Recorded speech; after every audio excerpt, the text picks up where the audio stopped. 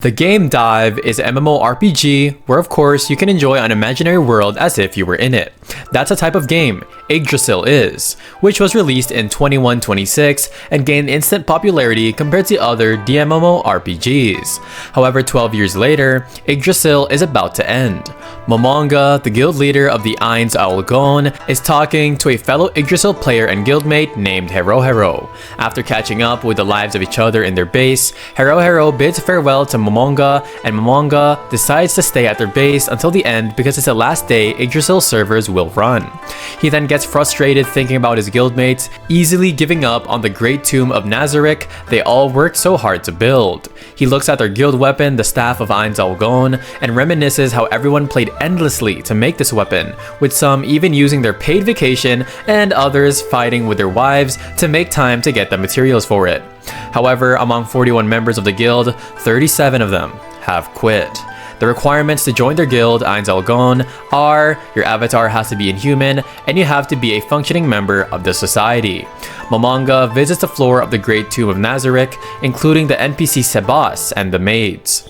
He then goes to the throne room and sees Albedo. He views Albedo's settings and of course finds out that she's meant to be a piece of crap, but as coded by the settings maniac Tabula. Momonga decides to play around with her settings and changes her settings from an annoying piece of trash to somebody deeply in love with him. Momonga then decides to stop playing and sleep because he still has work the following day, and as the server shuts down, Momonga wakes up inside the throne room. However, this time his console is missing and he can't use chat or GM, and Albedo is talking to him on her own will. Momonga tells Albedo that the GM call is not working, but she responds that she does not know what GM call is. Momonga orders Sebas to step out of the tomb and confirm the surroundings around the Nazarick. He also orders the maids of Pleiades to go to the 9th floor and guide it from possible intruders. Momonga then asks Albedo if he can touch her, and in disbelief that she of course has a pulse, even though she's just an NPC. He then touches her chest, hold up, of course to assess if the world he is in is not a new Yggdrasil game, and Momonga deducts that there is a new possibility that the imaginary world has become reality. After assessing the situation, Momonga orders Albedo to gather everyone to the fighting arena on the 6th floor, and Momonga went first to the 6th floor to visit the twin Dark Elves guardians over there named Aura and Mare. He informs Aura that everyone will gather on that floor within the hour, and wanting to test the staff, the attack range of his magic, the cooldown rate, and the amount of his MP, since everything is not on screen like before. Momonga summons Primal Fire Elemental, a fire beast then appears before them, and Momonga asks Aura if she wants to try and fight it. Aura proceeds to fight the beast while Mare provides her support from behind, and after a few minutes, Shaltir is the first guardian to arrive at the 6th floor. Shaltir is the floor guardian of the 1st, 2nd, and 3rd floors, and of course is a true vampire. She is then followed by Cocytus, the floor guardian of the 5th floor, Demiurge, the floor guardian of the 7th floor, and Albedo, I don't know how to pronounce that still, but of course she is the leader of all the guardians, and they follow right after. They all bow to Momonga as the supreme being of the Nazarick, and Momonga explains that the Great Tomb of Nazarick is caught up in an unknown situation. Previously, the Nazarick is surrounded by swamps, but now there are grasslands everywhere. There are also no buildings, humans, or monsters within a 1 kilometer radius, and it appears that Nazarick has been taken to an unknown land for some reason. Mare is ordered to conceal the Great Tomb of Nazarick by covering the walls with dirt. Afterward, they will hide the open areas that they failed to cover with dirt illusions. As their meeting ends, the Guardians discuss how praiseworthy and amazing Momonga is as their lord, and Albedo tells them that among the 41 supreme beings, Momonga is the one who stands at the top and is a merciful man who stayed in Nazarick until the very end. Moments later, Albedo and Shaltir start fighting for their affection for Momonga, emanating powerful auras from both parties. Demiurge expresses that he personally is interested in the result of their fight, and upon being asked by Mare, he responds that in Nazarick, a great ruler should have an heir. Momonga stayed behind until the end, however he may leave for another place like the other supreme beings someday, and that's why it would be nice if he leaves them with somebody they can pledge their fidelity to in his place, pertaining that either Albedo or Shaltir would give birth to Momonga's heir. Meanwhile, Albedo and Shaltir are now done with their fight, as they concluded that it is quite strange if the absolute ruler of Nazarick only has one wife, hold up, I don't like where this is going. So they will now just fight for the title of the official wife. In another room, Momonga is trying to see if he can wield a sword because he only took a magician class. The sword falls, however, showing that he still can't wield or equip items outside of his magician class. 3 days after coming into that world, Momonga concludes that he doesn't feel any fear or unease with his form despite being a skeleton. And he also does not need to sleep or eat, but honestly, I would definitely want to eat some cool tasting food. He then equips his full-plated armor and tells Narberal that he will go out and he does not need any guards to tag along with him. However, on his way out, he encounters Demiurge, who insists on going with him. And Momonga watches the sky in awe as he discusses his goals to Demiurge. From the view above, he witnesses Mare's hard work to conceal the tomb, which leads him to give him a gift. He gives Mare a powerful ring that only supreme beings are allowed to wear, and Albedo also arrives and Momonga also gives her one of his powerful rings. In another place, a strange man with a scar on his face is seen ordering his men to attack the next village the following morning, and several warriors, led by head warrior Gazef, are seen riding their horses to the Karne village. These warriors soon arrive at the village and rescue civilians who were injured by an attack, and Gazef orders his vice chief to take few men and guide the civilians back to Irantel. The vice chief tells Gazef the king, of course, ordered them to find out the perpetrators behind the village attack and eliminate all of them. However, if their enemies are the Baharuth soldiers, Gazef's men will be at a disadvantage as they only have 50 soldiers for this mission. Meanwhile, Momonga figures out how to use a mirror of remote viewing to secure the area around Nazarick and find more people within the area. Momonga finds a place where lots of people are riding their horses and they are gathering, which he assumed was a festival. However, he soon realizes that a massacre is happening within the village. Upon being asked of their plans by Sebas, Momonga tells him to leave them because there is no reason or benefit for them to save those villagers. Momonga then remembers the past when he was still weak and getting bullied as a new player. He was saved by Touch, a strong player who designed Sebas. He then changes his mind and tells Sebas that he is going to the village and asks him to raise the security of Nazarick to the maximum level. He also asks for Albedo to join him, fully armed, and to send a few soldiers who are skilled at stealth or have invisibility skills like an assassin.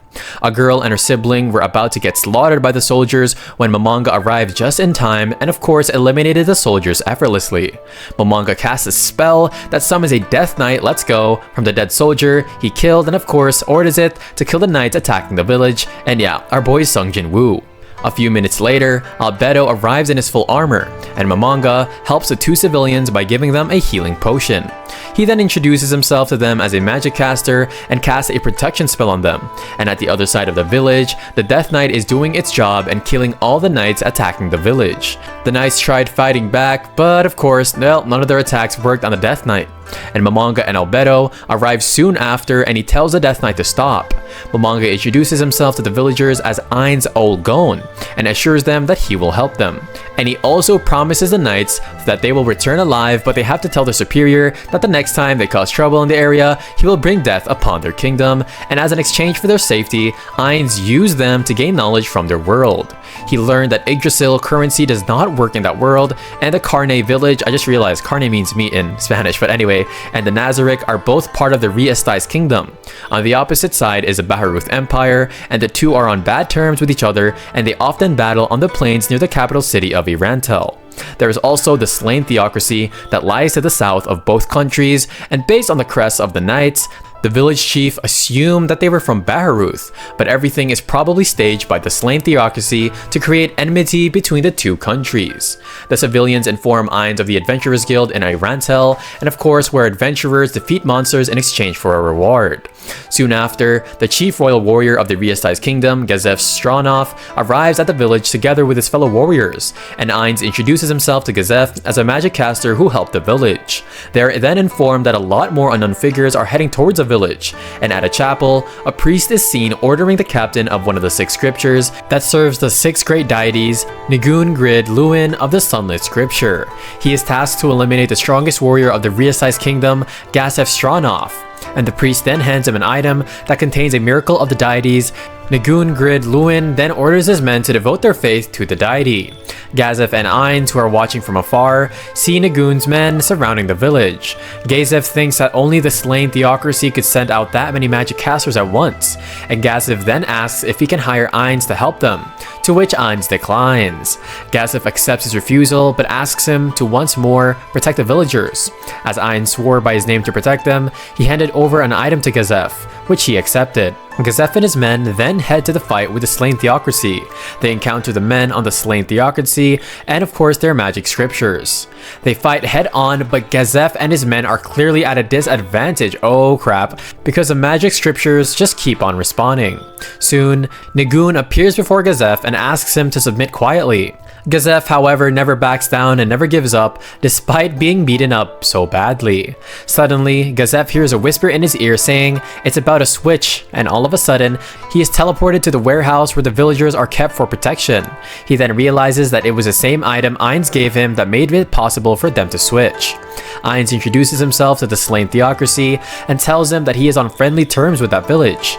The angel scriptures tried attacking Ainz, but to no avail. Nagoon ordered the angels to attack all at once, but Ainz Gun absolutely obliterated them all at once as well. Hey bro, that's definitely a plot twist, Uno reverse card. And Nagoon uses the item that contains a deity's miracle that the priest gave him earlier, which summoned a huge angel. The giant angel's 7th tier magic is actually ineffective against Ainz, even if it did him a little bit of damage, which actually irritated Albedo because yeah, she doesn't want to see her husband get attacked. But anyway, Ainz uses his black hole to suck the angel like it was nothing, and of course Nagoon started begging for his life like a coward and started calling Ainz his lord. However, Ainz eventually eliminated him, and yep, after going back to the Great Tomb of Nazarick, Ainz informs all his guardians that he has now changed his name from Amanga to Ainz Gon. And yeah, I think I like that better. Albedo relays Aura's report of surrounding areas to Ainz, in which they learn that there has yet to be any contact with other Yggdrasil players. Nagoon also is a commander of the Special Ops unit for the Sunlit Scripture of Slain Theocracy. Slain Theocracy is a theocratic nation that believes humans must unite against all races. And of course, Ainz admits to Albedo that her feelings towards him are just something he warped inside of him, but Albedo tells him that there is nothing wrong with it. And yeah, those are pixels, bro, so I think there's something wrong. Anyway, at the fortress city of Irantel, Ainz along with Narbaral visit an old tavern. The eyes of the adventurers quickly drew towards Ainz because of his full-plated armor, and after paying for a room to stay in, a random adventurer tries to pick a fight with Ainz. That's the wrong fight to pick, bro. And however, he instantly defeats the adventurer and throws his body at a nearby table, which caused another adventurer's potion to break. The girl asked Ainz for compensation, and he gave him another portion, but of course of a higher quality. Ainz tells Narbaral that while they are in the city, they will refer to each other as Mamon and Nabe, and he then tells her that their first objective is to go undercover as young adventurers within the city to gain knowledge about the world. They will then continue to gain experience as adventurers, and once they reach Mithril, Auriculum, or the highest rank of Adamantite, they will be able to get quests that are appropriate for their level, which will allow them to obtain more useful information. But first, well, they have to look for a job to earn some money, since the currency in Yggdrasil does not work in this world. Meanwhile, the girl earlier who received a potion from Ainz pays a visit to Neferia Balair. She then gives a potion from Ainz to Neferia, and of course, which he gives to his grandmother to be appraised. Interesting. His grandmother tells him that it is a true potion of healing that exhibits the color of a deity's blood, and it is actually equal to a 2nd tier healing spell worth 8 gold pieces. However, the grandmother warns the girl that because of its rarity, people would literally just eliminate her if that potion will appear, so she should just go and sell it. At the Irantel Adventurers Guild, Ainz is looking for a quest to do, but he can't read anything. He then presents a random one to the guild attendant, but she tells him that the job is a request for a mithril plate adventurer. Despite his pleas and excuses, the guild attendant still refused to let him, and Nabe take the job. However, a random adventurers group of course asks them to join their party, and their party's name is Swords of Darkness, and their leader is Peter Mock. The team's ears and eyes is a ranger, Lokrit Volve, their healer and manipulator of magic is Dine Woodwonder, and lastly, their team's brain is Ninya. Ninya is revealed to be a talent holder, and what others normally learn for 8 years, it just takes him 4 years. However, Ninya tells them that there was somebody even more famous than him, which is Nefaria, whose talent allows him to use all magic items. Peter then explains that their job is not particularly a request, but they will just defeat monsters so that the guild will receive money from the city to reward them with. As they get ready to take off for the quest, the guild attendant informs Ainz that he is requested specifically by Nefaria. Nefaria then explains that he plans on going to the forest near Carne village to gather herbs and he wants to be guarded. Ainz decides to take Peter and rest with him for this request. Meanwhile, a girl enters a cave and calls for Kaj. She then shows him the crown of wisdom, which is proof of a shaman princess. Not everyone can use it, so the girl plans to kidnap Nefaria, who can use every single sort of magic. Ainz and the group start heading out of the forest near the Carne village, and they then decide to take a rest by a river. Suddenly, Lukra tells them that they have started moving, and from afar, a group of goblins and monsters are seen to be heading their way. The group asks Nefaria to stay hidden in the horse cart while they fight. They then let Ainz decide the strategy and tactics that they will use to easily defeat the goblins and make them run away. As the goblins get nearer and they approach, of course they all started casting their own spells to delay the goblins. Ainz heads to the front line to face the goblins all alone. He then easily defeats a giant monster, which makes everyone think that he might be Mithril, Auriculum, or even Adamantite. However, Ainz proceeds to defeat more goblins effortlessly, which made the rest of them, well, just run away. Nabe uses her lightning to kill the rest of them who try to escape, and at night they all gather in an area in the forest to eat and rest. Ainz informs them that he and Nabe can't eat because it is their religious belief that they should not eat with more than 4 on the days they take a life. Peter then explains why they are named Swords of Darkness, and among the 13 heroes, the Swords of Darkness were the 4 swords that the Black Knight owned, and their ultimate goal is to find those swords, and that's kind of sick, guys. Anyway, Ainz tells them that he once had the same kind of comrades and best friends, and Ninya told him that he would someday find another comrade who would make him feel like that again, which made of course Ainz upset and walk away. The rest of the group then discuss how amazing and strong Ainz is, and it's as if, of course, he is on the same level as the strongest adventurers. Talking about Ainz's strength being popular among the girls, Nefaria expresses his anxiousness about how he does not want a certain somebody to fall in love with Ainz. The same night, Clementine is seen torturing a few villagers from Carne village. He stabs a villager with a knife, and suddenly, the villager is brainwashed and turns into her ally. On the other hand, Kaj turned one of the dead villagers into a zombie, and Kaj tells Clementine that he has been preparing to turn Irantel into a city of death through a spell called the Spiral of Death. It is a spell that will turn an entire city into a pit of undead, and Clementine tries to attack Kaj, but to no avail, and Kaj really thinks he's Sung Jin Woo.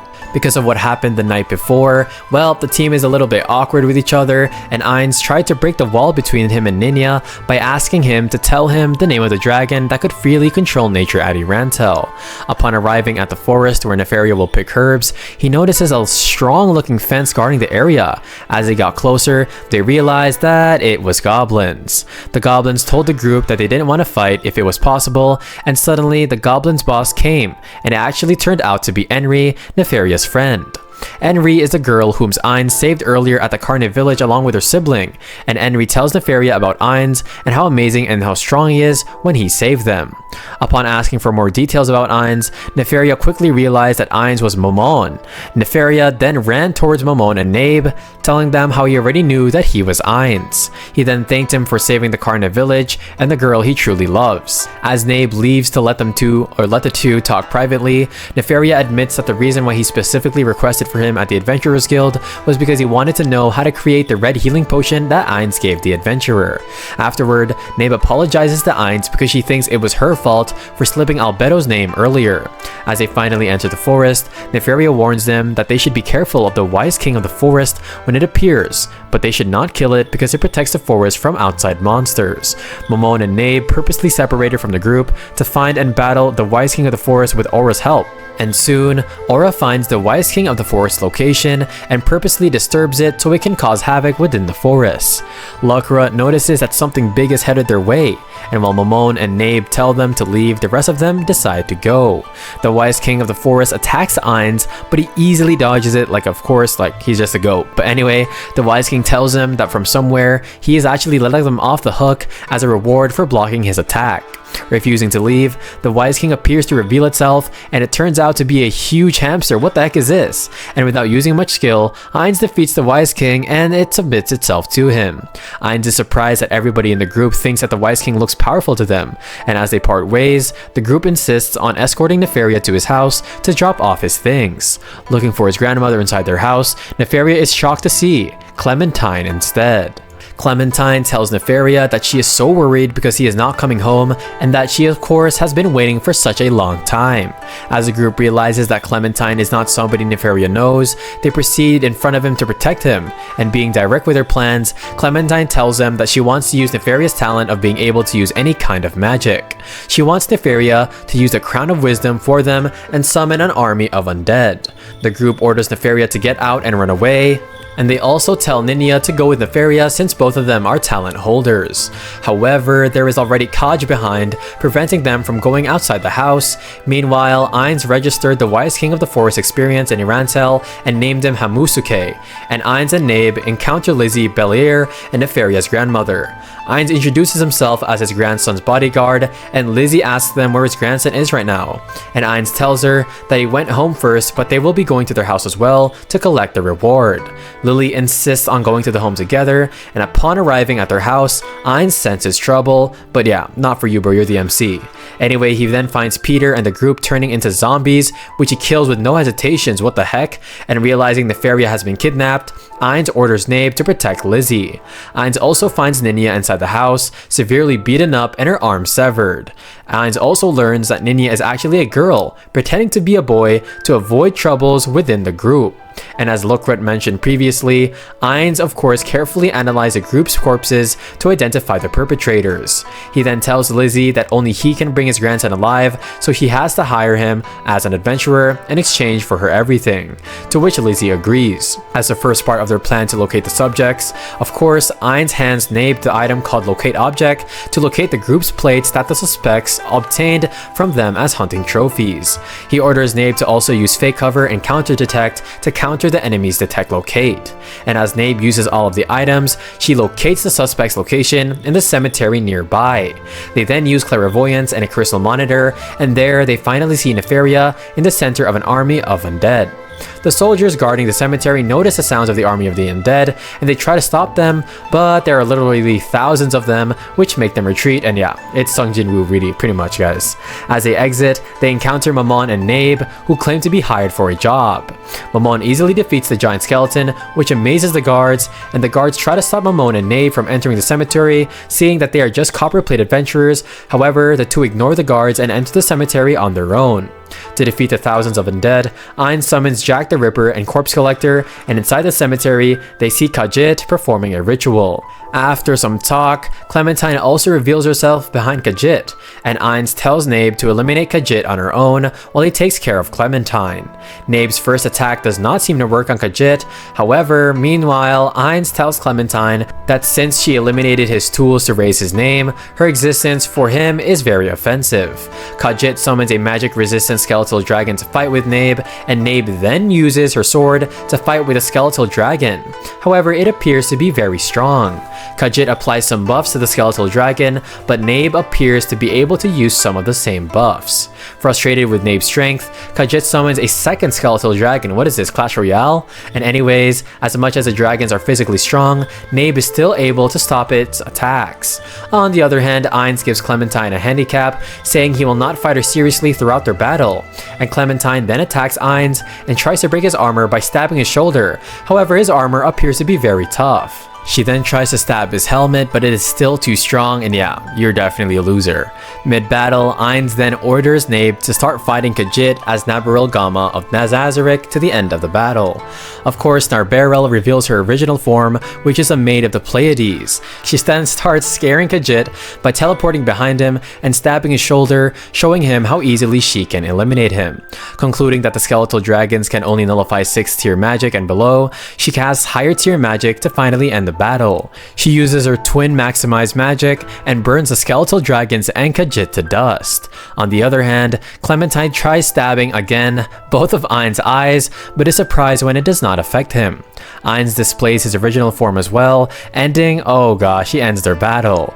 Remembering how she eliminated and tortured Ninya slowly, he then eliminates Clementine slowly as well by crushing and squeezing her body. Oh, this is kind of brutal, hold up. And finally, Ainz removes the crown of wisdom from Nefaria and takes him. At an inn in Irantal, a rich-looking woman is seen complaining about her food to Sebas, who appears to be her butler.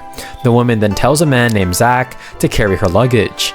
And of course, upstairs, it is revealed that the woman is Solution, a maid of Pleiades, pretending to be a lady and a butler with Sebas for a mission.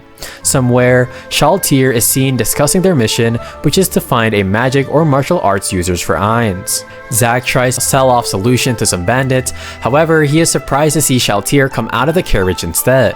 Shaltir eliminates all the bandits with no hesitations, and of course Solutions, on the other hand, eats away at Zack's soul.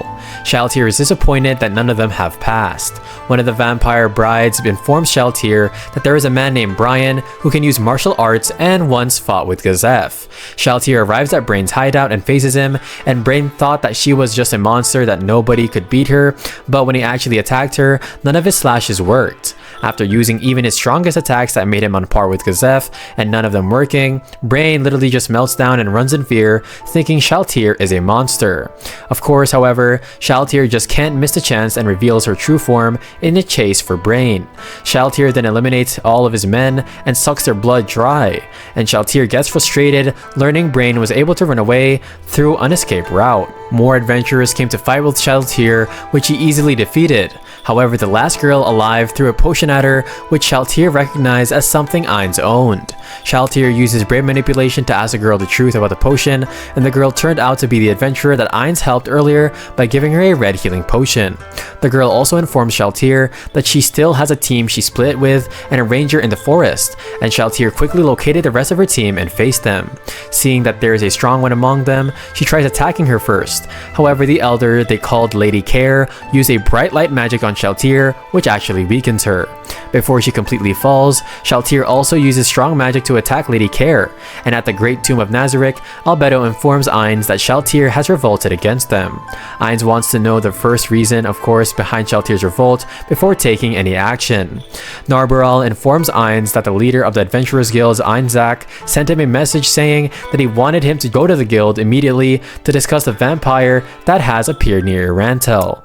Ainzak discusses the urgent matter of the appearance of a strong vampire in a forest near Irantel. With Ainzak's description, Ainz is sure that the vampire is Shaltir. Ainz volunteers to take the vampire down along with his men, and he pretends to know the vampire and has some issues with it so that the leader can give the task to him.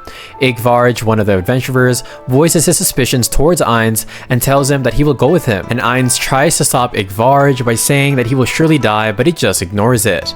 At the forest, Ainz of course eliminates Igvarj and his men, disposing of their corpses to take the quest by themselves. Upon physically checking Shaltir's state, Ainz is sure that Shaltir has been mind-controlled even though she's an undead. Ainz uses his deity level item, Shooting Star, to nullify the curse and Shaltir that Shaltir is in, but unfortunately, Ainz learns that a world level item is used against Shaltir, therefore leaving the deity level item Shooting Star ineffective. While all of the guardians are gathered at the Nazarik to raise its security to the maximum level, Sebas and Solution proceed with their mission. Ainz brings Albedo and Yuri to the mausoleum where Nazarik's world level items are kept. And on their way, they meet with Pandora's Actor, the guardian of the treasury. Pandora's Actor makes Ainz cringe to the highest level, making him leave instantly, and at the mausoleum, Ainz shows the golems he made from the former Supreme Being's appearances. He tells Shaltir that there is a blank space at the golems because he plans to put himself in that blank space. Albedo begs him to never leave them no matter what, and he then discusses his plans to Albedo, which is to battle Shaltir by himself. He presents her 3 reasons why, which are: first, he feels inadequate as a ruler; second, there is a high chance that it is a trap, and more enemies are waiting for them to make a move; and lastly, he will eliminate Shaltir because he believes that he is the only one who can take her on one-on-one. He then promises to come back alive and show why he is the GOAT and the supreme overlord of Nazarick. The day of the battle arrives, and of course Ainz puts Aura and Mare in charge to watch over the area, scouting for enemies as he gives them world level items. At the Nazarick, Albedo, Cocytus, and Demiurge will watch Ainz and Shaltir's battle with a crystal mirror. Demiurge gets mad at Albedo for letting Ainz go, and when he's about to go support him, Cocytus stops him. Albedo then tells him to believe their master because it is one of their roles as their creations. Cocytus then guesses that the winning odds are 3 to 7, 3 being in Ainz's favor. Preparing for an extended battle, Ainz casts numerous buffs on him and traps around, and while Shaltir remains unconscious. He guesses that Shaltir is programmed to attack when her enemies attack first. He then wears a timer and several wood bars containing the names of the past supreme beings. As his first attack, he goes all out with a super tier magic called Fallen Down, and this attack triggers Shaltir to wake up and be in a defensive full plate armor. With Ainz's questions that confuse Shaltir with her identity, her real self begins asking why she is fighting with her lord. However, she tells herself that she must use all her strength to counter and destroy if she is attacked, as she is mind controlled. Shaltir tries to attack Ainz, but the traps that Ainz had set explode, and a few more attacks from Ainz, but Shaltir can dodge all of them. Shaltir's weapon, Pipit Lance, allows her to heal with the amount of damage that it has dealt, and she tries to regenerate first before engaging them in battle, but Ainz prevents her from doing so. Shaltir uses the negative impact shield to defend herself from Ainz's attack, which surprises him because he does not know she has that skill. And upon knowing that Ainz prepared a buff against the fire element, which he is originally weak to, Shaltir concludes that Ainz would be unable to prepare countermeasures for all elemental weaknesses completely, leading her to attack him with a holy light based magic.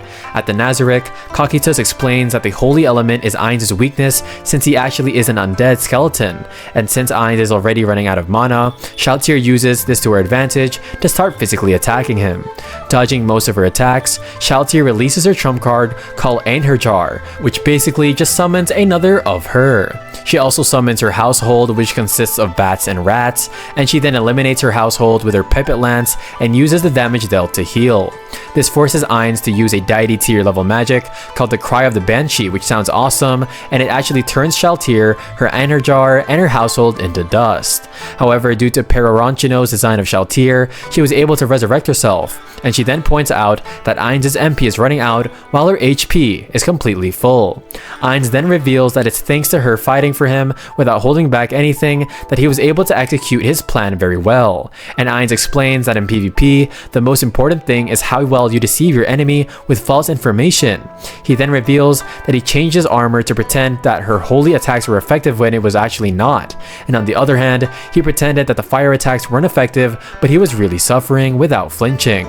He also used false data in case Shaltir checked his HP with life essence, which she did not. And lastly, he pretended he did not know Shaltir's skills when he knew them very well. This absolutely aggravated Shaltir, causing her to attack him desperately, and Ainz changes his armor to the perfect warrior, and of course that surprises Shaltir because it is an awesome armor that belonged to Touch Me, a past supreme being of Nazarick, and what kind of name is that, bro? But anyway, with it on, none of Shaltir's attacks worked.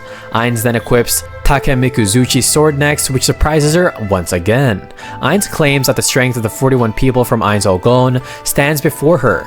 He then attacks Shaltir with Takemikuzuchi's sword, which severs her arms easily.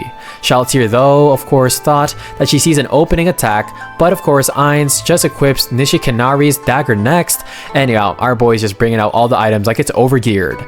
And successfully beating up Shaltir more and more, Ainz continues to switch weapons alternatively from his former guildmate. blades. Finally, making a decent distance to use it, Ainz equips the Hui's bows next, and a weapon owned by Peroronchino and of course Shaltyr's creator. Realizing she has no more magic power, Shaltyr decides to give up on her defense and put everything to her offense. Lastly, Ainz brings out the blood-sucking Meat Devourer, an inaccurate but powerful axe, perfect to end the battle with Shaltyr, who has given up on her defense. A few minutes after physically fighting, Boku Buku Chakama's timer rings, and Ainz decides to take down her HP after learning that a super tier magic attack can't take her down while her HP is full. Desperate to deal some damage, Shaltyr desperately stabs Ainz with her Pipit Lance. However, Ainz begins casting super tier magic and falling down once again, and it using a cash item to shorten the casting time. Mind-controlled Shaltyr finally turns into dust, and Ainz wins the battle. Back at the throne room, Ainz and his guardians are gathered for Shaltyr's resurrection, and using 500 million gold, Ainz resurrects Shaltyr. Albedo then confirms that Shaltyr's mind control is now gone, and Shaltyr wakes up in confusion, not knowing what happened to her nor why she is at the throne room. The only thing that Shaltyr remembers up till now is joining Sebas in a large town by carriage, which puts the world item user in a mystery. With Shaltyr's resurrection, Ainz and his guardians enjoy their reunion. Meanwhile, at the Slain Theocracy, the warrior who fought with Shaltyr earlier is revealed to be a part of the Black Scripture, the strongest sector of the Slain Theocracy. The mysterious elders of the Slain Theocracy are still figuring out Nigun's whereabouts and report that the Windflower Scripture is chasing the traitor who stole the Crown of Wisdom from the Shaman Princess. Meanwhile, Narbarel guards Nefaria, who is now revealed to have regained his eyesight, and Lizzie as well, who is on her way to the Karna village. At the village, stronger walls have been erected for protection, and of course, the beta from Maid of Pleiades has been sent by Ainz to take care of them. Somewhere else though, Sebas and Solution are still up for their mission to act as bait in case the enemies that might control Shaltyr target them next. Meanwhile, on a rainy night, well, Gazef meets a depressed brain once again. At the Adventurers Guild in Iranthel, Ainz and Narbarel arrive as now adamantite adventurers who are looking for a new quest to do. The guild attendant tells them, however, that no request currently is big enough for them to take. A message comes through and Ainz orders them to activate Gargantua and also to call Victim, and once Cocytus returns, they will take the chance and have all the guardians join. At the Slain Theocracy, two members of the scriptures talk about the recent incident involving Shaltyr and Lady Care. The girl asks who's stronger between her and Shaltyr, to which the boy responds that obviously she's stronger. The girl gets disappointed, thinking that there might not be a chance for her to experience defeat. They then talk about Ainz defeating the whole Sunlit Scripture, including its leader Nigun. Somewhere else at the Slain Theocracy, Rigrit visits a huge dragon-looking member named Sa, and Rigrit tells Sa that if he does not constrain himself, he could be the most powerful being in the world. Sa disagrees, thinking about Shaltyr and Ainz's battle, and at the Riastai's kingdom, the higher officials talk about waging a war against the Baharuth Empire. The king tells Gazef that he wishes to see Ainz so he can thank him for saving his only loyal lieutenant, and at Irantel, Ainz and Narbarel took on an easy quest and killed a wild dragon. Ainz tells Narbarel and Hamsuke to report to the Adventurers Guild while he goes back to Nazarick. Upon his arrival, Mare returns the ring to him. Ainz and Albedo then discuss the world map that they have finally acquired from Irantel. Meanwhile, at a nearby forest where the ongoing dummy Nazarick project is happening, Aura is in charge of the construction, and Aura's watch alarms notifying her that it's already lunchtime. Aura is happy to hear her creator, Lady Bukubuku Chagama, from the watch Ainz gave her, and of course, back at the Great Tomb of Nazarick, Ainz explains to Albedo the locations of the kingdoms and empires that surround them. At the west is the Riastai's kingdom, where the Nazarick can be found, and on the opposite side is the Baharuth Empire, who engage the kingdom in war every year. At the center is Irantel, which serves as Mamon and Nabe's home base, and becomes a military outpost in times of war. And to the south is the Slain Theocracy, the nation that attacked Karna village. Additionally, there is an Arglin council state in the north of the kingdom, made up of several races and demi-humans, which is kind of cool. And of course, well, there is also a nation called the Holy Kingdom. Well, this is pretty much in any anime, and it is in the southwest of Disputes. After Ainz's quick description of the world map, Albedo informs him that nothing appears to hinder Shaltyr's physical recovery. However, she is concerned with Shaltyr's psychological state as she continues to feel guilty about battling with Ainz. Albedo then suggests to signs that he posed a punishment to Shaltir to relieve the sense of guilt she feels, and hopefully this isn't gonna get kind of weird. Later, Kakitas arrives in the throne room, claiming that he is ready for his departure as a guardian and warrior, being in charge of Nazarik's first war, and at the Lizardman tribe, Zaryusu discusses with the Green Claw tribe's chief, his brother, his regrets of leaving the tribe to be a traveler and thus coming back to be regarded as now an outsider. Suddenly, huge black clouds accumulated in the skies of the Lizardman tribe, and a monster with several faces announced that it had been sent by the Great One to declare death on them. The messenger monster informs the Lizardman tribe that the Great One has mobilized an army to destroy them. However, time has been granted to them as they will face death in 8 days. Lizardman tribe discusses their plans on whether to wait for an attack or evacuate, and Zaryusu claims that they should fight, but he is quickly shut down by the tribesmen for he is regarded as an outsider. The chief and elders quickly defended him, saying only fools would not listen to the knowledgeable, and Zaryusu then deduces that they will be the second tribe that will be attacked. Flashback to the history of the Lizardman tribe, there were once 7 tribes living in the marsh. Their tribe, which is the Green Claw, the skilled hunters of the Small Fang, the tribe with the best defensive capabilities, the Razor Tail, and the war-loving Dragon Tusk, the moderate Yellow Speckle, the sword-proficient Sharp Edge, and the priestly abilities possessing members Red Eye, and oh my gosh, that was a mouthful. Several years ago, the tribes had an extended shortage of food, and all the tribes began competing with each other. Finally, it turned into an all-out war among the 3 tribes, consisting of Green Claw, Small Fang, and the Razor Tail, against the 2 tribes of the Yellow Speckle and the Sharp Edge. And as a result, the 3 tribes secured the victory, and the 2 losing tribes were absorbed into the Dragon Tusk. Zaryusu then suggests joining forces with the other tribes before the enemy's attack, and at first, the tribesmen think that it's impossible knowing that they were against each other before in a war. However, moments later, the chief approves of Zaryusu's suggestion and asks who will be the envoy to the tribes. Zaryusu volunteers to go to the tribes and convince them to join forces. The chief and Zaryusu decide on the count of the tribesmen, and they will evacuate if things get worse, which are 10 from the warrior class, 12 hunters, 3 priests, 70 males, and 100 females, and of course some of the children. After their discussion, Zaryusu rides his 4-headed dragon Rororo to go to the Red Eye tribe first, and that's a pretty cool name.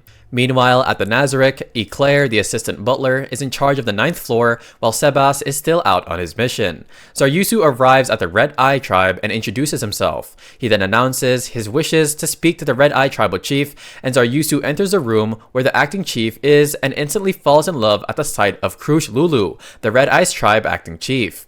Confused with his true intentions at the sight of the beauty, Zaryusu asks Lulu to marry him. Oh my gosh, this guy's a simp. Anyway, going back to his initial motive, he asks Lulu to join forces with the Green Claw, saying that if Lulu refuses, it will become necessary for them to challenge the Red Eye tribe to battle first. However, if they ally, even if they are defeated, the chances of intertribal warfare in a new land are kind of low. Zaryusu then asks Lulu how the Red Eye tribe survived during the previous battle, in which the Red Eye did not participate. Lulu admits hesitantly that they survived through cannibalism. Whoa, oh gosh, that's scary. Feeding on their own fallen friends. During that time, their tribe chief found itself in a similarly dire situation owing to a shortage of food. However, one day their chief came to them with food, and oh my gosh, bright red meat, with all of them vaguely knowing where the meat came from, since whenever the chief brought them meat, it was obviously invariably after he had expelled a family who violated their strict laws. However, soon the tribesmen were divided into 2, with Lulu leading the side that was against cannibalism, and with their greater numbers, Lulu and her side secured victory. The chief, on the other hand, received countless wounds and was on the verge of death, and through the death of their chief, the tribe was brought back together. Zaryusu consoles Lulu, saying that they weren't wrong, and he would have done the same.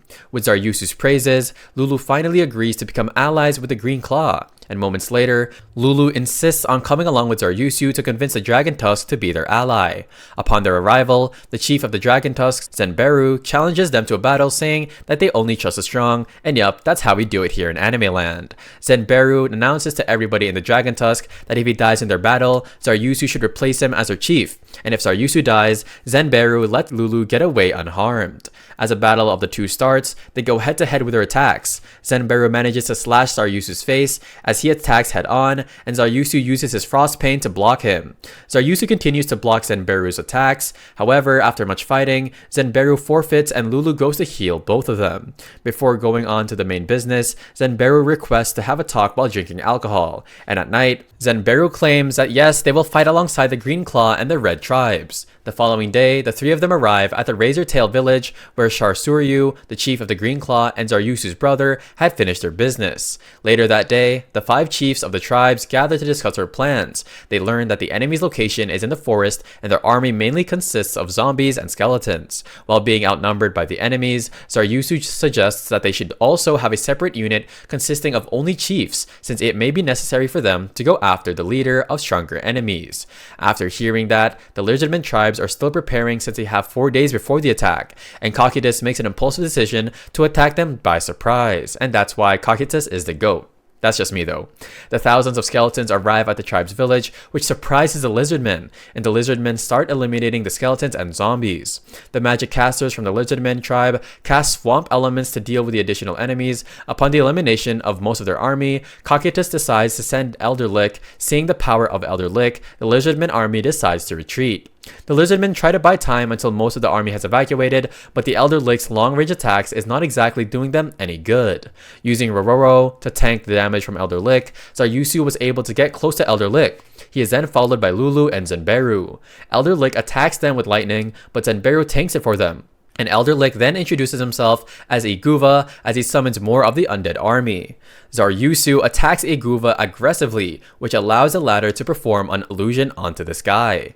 Thanks to Lulu's priestly abilities, he was able to get out of the illusion. And this actually annoys Iguva, and he attacks Lulu instead, and really bro, you're gonna attack a woman, and Zenberu reached his limit already after eliminating the undead army that Iguva summoned. With the last of her energy, Lulu heals Zaryusu's wounds, and Zaryusu then uses his Frostpaint's ability, which summons a great cold mist. He then stabs Iguva right in the eye and finishes him off, and Entoma then informs Cocytus that Ainz is calling for him. The Lizardmen happily celebrate their victory, and in the throne room, Ainz introduces Victim to its fellow guardians. Victim is a guardian of the 8th floor and has a powerful skill that is invoked by its death. After some discussions, Ainz finally brings up the issue of Cocytus being defeated by the Lizardmen tribe, to which Cocytus deeply apologizes. Cocytus enumerates the reasons why he was beaten, which were that he underestimated the Lizardmen and that he had insufficient information about them.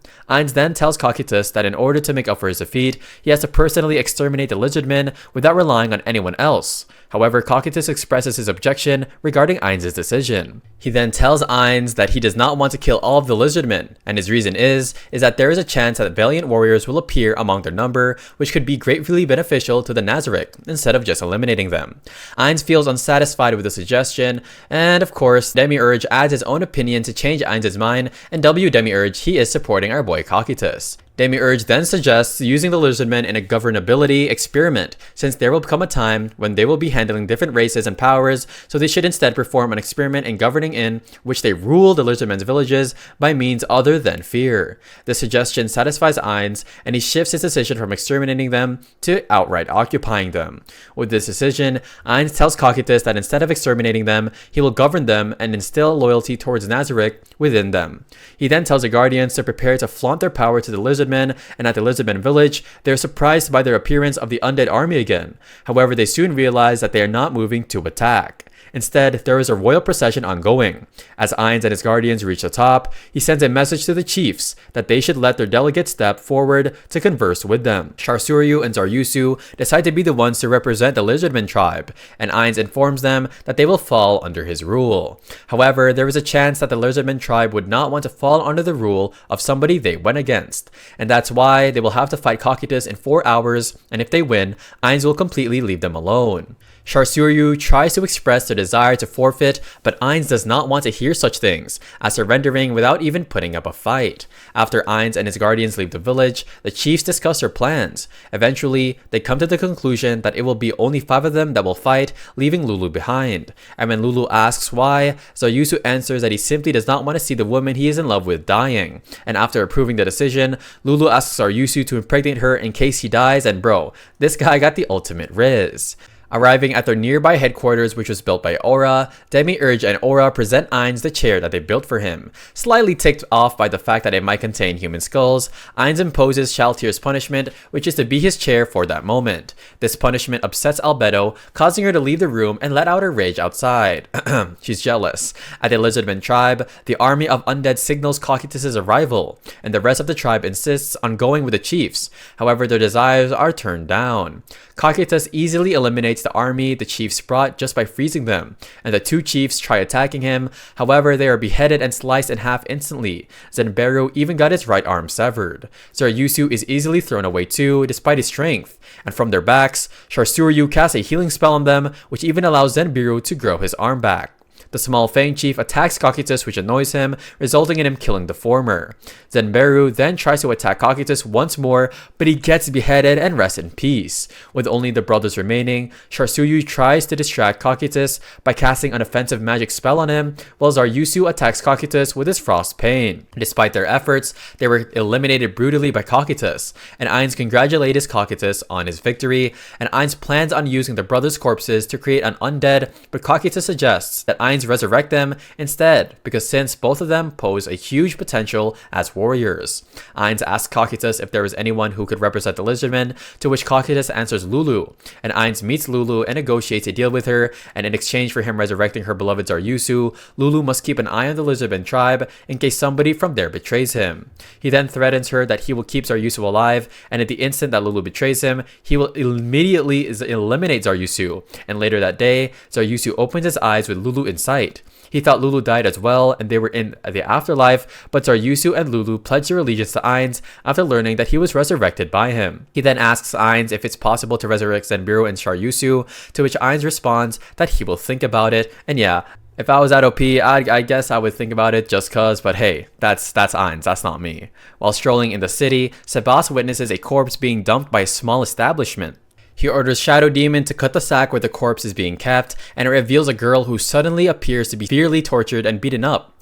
The girl reaches for Sebas' feet to ask for help, and suddenly a huge guy comes out from the establishment where the girl was thrown from. Sebas interrogates the guy as he beats him up, and Sebas then tells the guy he will take the girl and she will be under his protection. The guy pleads with Sebas to pretend he did not see anything because he will be eliminated by the Eight Fingers, a strong organization that controls a kingdom behind the scenes. Sebas gives the guy money to run and flee the country if needed, and the solution is surprised upon Sevis' arrival with a tortured girl. He then asks her to heal the wounds of the girl, which surprises Solution more. Solution insists on leaving the girl and throwing her away because they don't have a use for precious skulls granted to them by Ainz just for a human. However, Sebas stands firm on his order to heal the girl. He then disagrees with Solution's suggestion to let Ainz know about it. Later that day, the girl regains consciousness and Sebas hands her food. The girl breaks down, remembering what she has gone through, and she thanks Sebas. He then promises her that she will not be hurt anymore under his custody, and the girl introduces herself as to where. Solution gets suspicious about Sebas' decision to take the girl in and not let Ainz know about it. Meanwhile, Brain wakes up inside Gazef's house. He then remembers his fight with Shaltir and tells Gazef that they, as swordsmen, are far weaker than the true strength he had witnessed and that their level is no better than trash. Somewhere else, two guards are stabbed by two ninjas. Then a girl who appears to have a stealth skill informs them that everything is ready. The two ninjas then burn the whole farm the men were guarding, and from a distance they are being watched by their teammates, who then explain that they are burning the plant that the diabolical drug Black Dust is made from. The two appear to be Gagaran and Lycius, adamantite adventurers. Lucius tells Gagaran that Eight Fingers is the largest of the underworld syndicates, big enough to undermine a whole nation. The two ninjas then come towards them, who appear to be Tia and Tina, and they tell Gagaran and Lycius that they found no evidence in the plant, so they have to hope for the best from Evil Eye, the girl with the stealth skill. At another place, the Eight Fingers and their subordinate Six Arms discuss the attack that happened in their plant, and at the Adventurers Guild, Ainz is budgeting money he has for Sebas' funds, and for reconstruction assistance and equipment funds for the Lizardmen villages, leaving him with a few bronze coins, and yeah, our boy really is just broke. He then complains about not having enough money, and at the kingdom, Climb is training himself when Gazef comes up to him. Gazef then challenges him to fight him as a part of their training. Gazef easily defeats Climb, but consoles him by stating his strengths and his areas for improvement. The vice chief then arrives and tells Gazef that if word gets out that Climb fought the royal head warrior and either of them lost, the noble faction will have a field day. Gazef then tells him that he sees no potential and talent in Climb, and on his way to Princess Renner, Climb encounters Prince Zanak and Marquis Raven, who repeatedly call Princess Renner a monster. He then encounters a couple of maids who seem to be bad-mouthing him for becoming a commoner. He enters Princess Renner's room and joins a discussion with the Blue Rose, a group of adventurers that consists of Tia, Tina, Lacheus, Gagaron, and Evil Eye. Before Climb's arrival, the three girls were talking about the burning of the black dust plant, which Princess Renner thanks the Blue Rose for. Princess Renner explains that the Eight Fingers has ties to the nobles and royals, and if she were to fight them, she does not have a choice but to turn up to the adventurers such as a Blue Rose. Lacheus hands the princess a piece of paper they discovered in the plant, and Princess Renner quickly deciphers a code which tells them that each one of the codes in the paper appears to be the name of a village or building, 7 of which are in the capital. Lacheus deduces that it might be black dust stockpiles or other critical sites. However, Princess Renner thinks that each of the locations mentioned are bases of the Eight Fingers' drugs, slave trafficking, smuggling, and gambling organizations. Lacheus then suggests raiding the locations mentioned. At Sebas' temporary mansion, he is welcomed by Tuware, who appears to be working for the mansion as a maid, and once again, Solution tells Sebas to inform Ainz about Tuware, but Sebas turns her down. Suddenly, the two mysterious guys arrive at Sebas' mansion. They mention that Sebas committed a crime by taking Tuware, and he has to pay 500 gold coins. After their discussion, Sebas informs Solution that he would like to think about it while strolling. Meanwhile, Solution uses the message skill to inform Ainz that there is a chance that Sebas has turned on them and that she has evidence. Climb relays a message from Lacheus to Gagaron, which tells them that they will be taking action on the double, and she wants them to get ready to go into battle at a moment's notice. Climb asks for Evil Eye's advice about his skill, but the latter tells him outright that he does not have talent. Evil Eye and Gagaron then talk about Mammon and Nabe, discussing his feats. While strolling, Sebas witnesses a child getting beaten up by some big thugs, and Sebas defeats all of those thugs effortlessly. Climb then gives the child a healing potion, and as he is about to thank Sebas, he is already gone. Climb then follows Sebas and directly tells him that he wants Sebas to train him. Sebas warns him that he might die from it and asks him if he still is willing to be trained, to which Climb answers affirmatively. From the sideways, Brain is also watching them, curious about the training Sebas will give Climb. Sebas then quickly turns the atmosphere around him and Climb into an ominous foe, full of danger and death feeling, which Brain recognizes as the same atmosphere in his fight with Shaltir. Sebas then prepares to launch an attack on Climb, but as he remembers Princess Renner, he stands firm and overcomes the fear of death. Sebas congratulates him for his feat, and moments later, Brain joins their discussion to ask Climb how he remains standing with death so close at hand, and Climb simply answers that he was just thinking about Princess Renner and got through it. Suddenly, Sebas asks the both of them to leave after realizing he has enemies waiting to attack. However, Brain and Climb insist on fighting alongside him, and they're going to follow their master. After some back and forth, Sebas finally agrees to let them stay and fight with him. Sebas then quickly defeats his enemies without much effort, and on the other hand, Brain and Climb team up to fight the remaining enemies, and while fighting, Sebas is behind them giving them a few cents of advice, and yeah, this is pretty funny. Brain and Climb eventually defeat their enemies, and Sebas praises them for it. He then deduces that the men might have followed him from his mansion, and they could be Succulent's men. Sebas performs some manipulation magic on the man he captured, and begins interrogating him, and he learns that the man is a member of the Eight Fingers organization.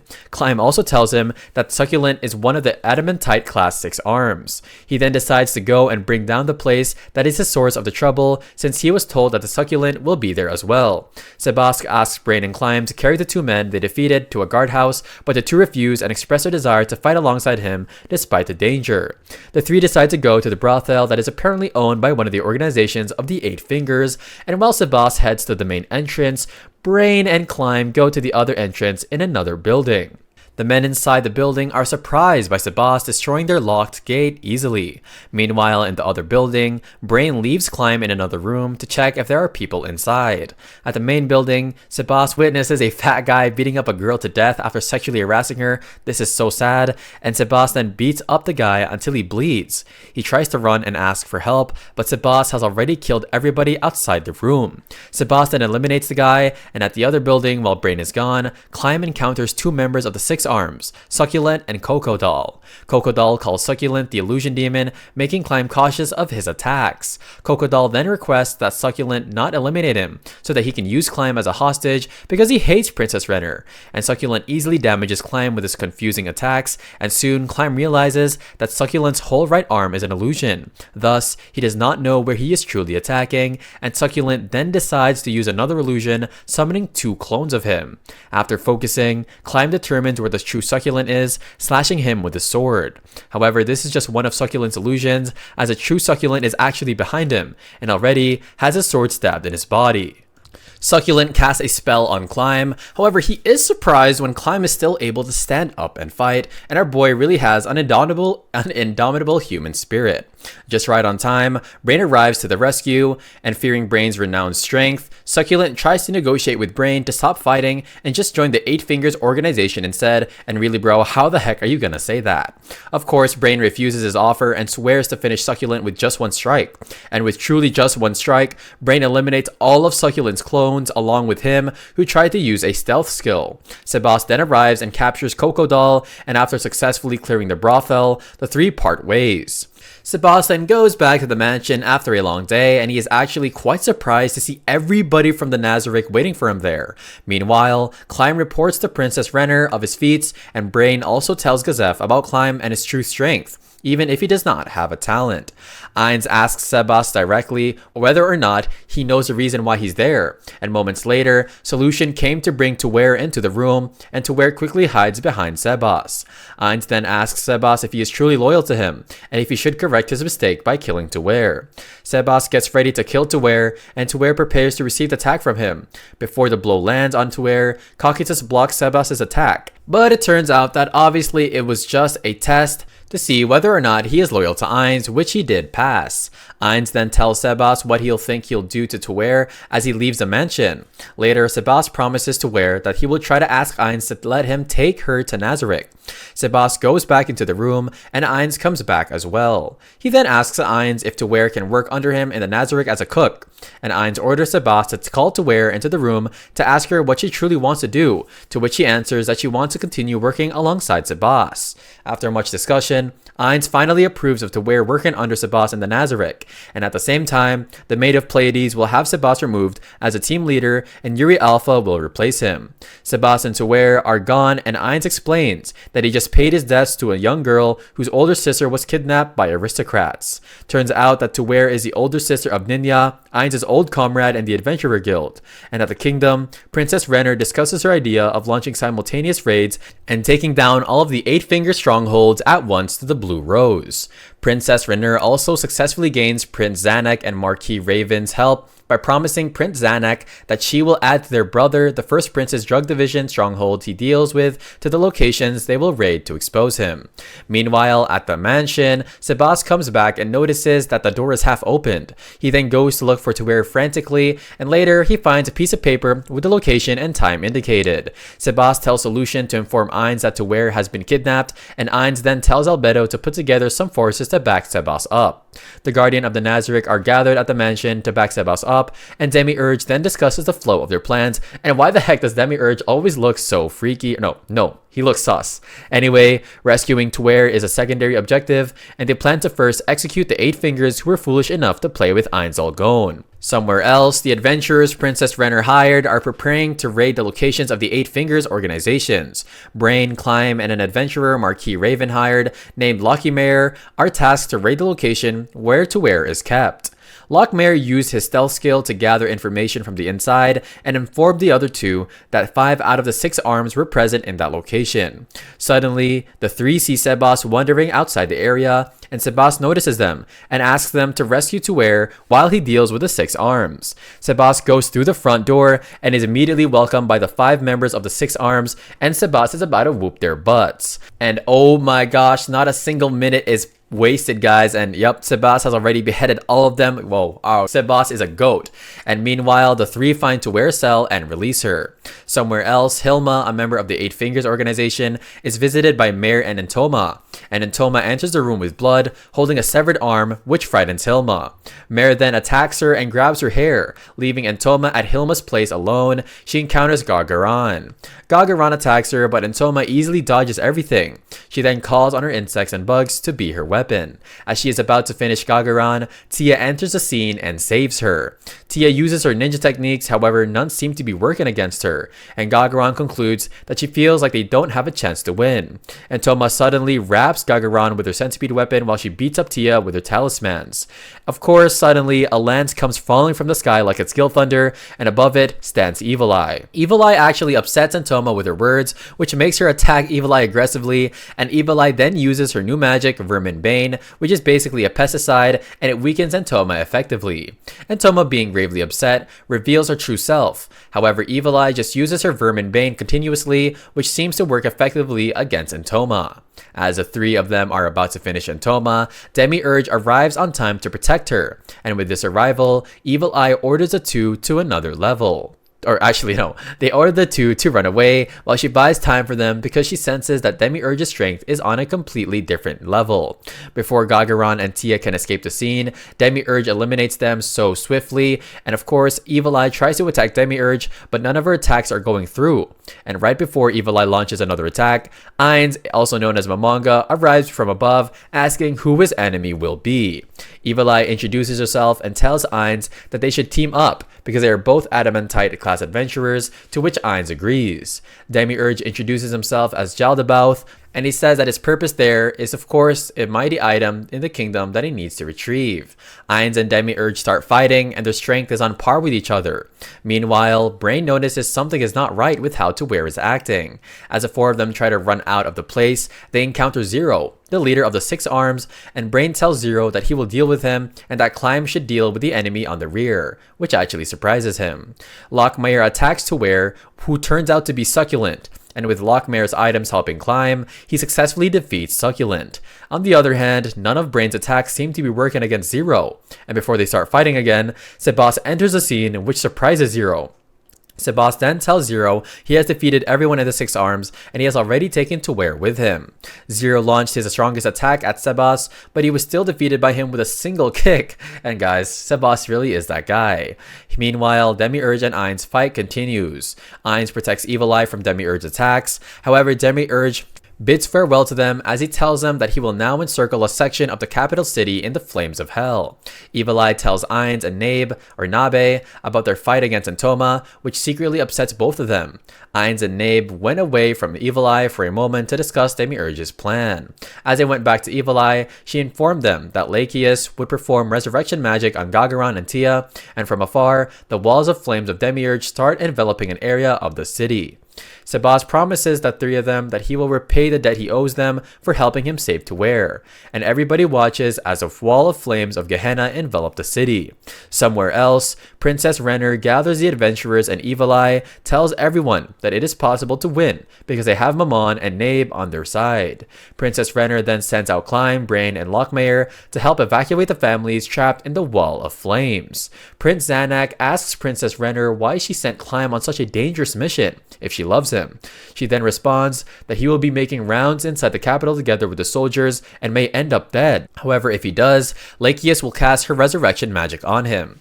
Then, when his life force is drawn out by the magic, the weakened Climb, who can't now go anywhere, will have to be taken care of by her. She then shows her true face to Prince Zanak and Marquis Raven. Prince Zanak leads the adventurers to the fight with the demons that have captured their city. Lacheus orders the Iron and Copper adventurers to continue searching for citizens to help. Suddenly, an overeating Gazer Devils and 15 Hellhounds appear before them. Ainz and Nabe arrive from above, easily defeating these demons. Meanwhile, Brain, Climb, and Lockmire continue to search for the citizens, and Brain, however, senses Shaltyr's presence. In a different appearance to hide her identity, Shaltyr is faced by Brain. He then tries to attack her, no longer fearing the deathly atmosphere that she gives. And let's go. Brain successfully cuts Shaltyr's nail, which makes him feel so victorious. Ainz, Nabe, and Evil Eye are faced by Demiurge and his forces. Ainz decides that he will take Demiurge, and Nabe takes the three of the maids, and Evil Eye take down the two. Brain runs away from Shaltyr and is surprised that she did not follow him. At the center of the city, Lacheus takes down most of the demons, but they keep on respawning like it's Minecraft. The overeating item once appears, but Gazef deals with it. Gazef arrives with King Ramposa III to fight with them, and Gagaron and Tia, who seem to be resurrected, also arrive to lend them help. Meanwhile, Evil Eye is doing her best to buy time by fighting with Yuri and Delta in a room somewhere else, and Ainz and Demiurge discuss their plans. First, Demiurge tells him that they will be claiming all of the materials that are in the storehouses, which makes Ainz very happy, knowing that they would have fewer expenses.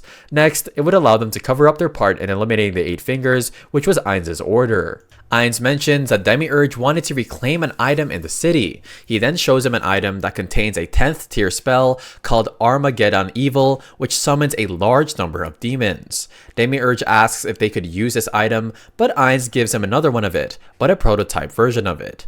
Continuation of their second plan would be Jaldabaoth attacking the 8 Fingers bases looking for the item, which ended up with him seizing the capital's warehouse district, and the time will be found in the warehouse that serves as the 8 Fingers base.